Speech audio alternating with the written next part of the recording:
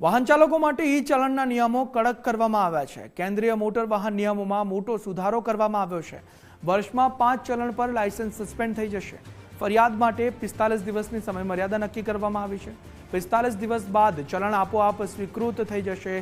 ચલણ સ્વીકાર્યા બાદ 30 દિવસમાં ચૂકવણી। ચલણ ન ભરનાર વાહન પોર્ટલ પર બ્લોક થઈ જશે। બ્લોક વાહનોની સરકારી પ્રક્રિયાઓ અટકી જશે। બાકી ઈ ચલણ સમયસર ભરવા તંત્રની અપીલ છે। ટ્રાફિક નિયમોનું પાલન કરવા સરકારનો અનુરોધ છે। ત્યારે આ નિર્ણય લેવામાં આવ્યો છે। 45 દિવસ બાદ ચલણ આપોઆપ સ્વીકૃત થઈ જશે। સંવાદદાતા નિકુંજ ફોનલાઈન પર જોડાયા છે। નિકુંજ, આ નિયમોમાં બદલાવ કરવામાં આવ્યો છે, વધુ વિગતો?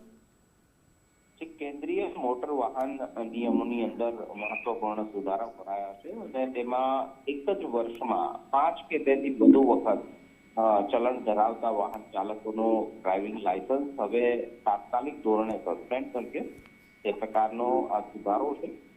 ઈ ચલણ સામે વાંધો કે ફરિયાદ કરવા માટે 45 દિવસનો સમય મળશે।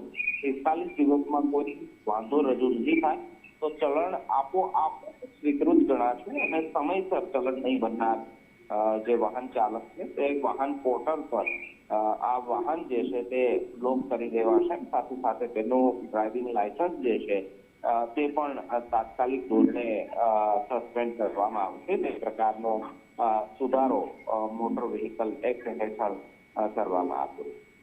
જી, સમગ્ર માહિતી બદલ આભાર નિકુંજ।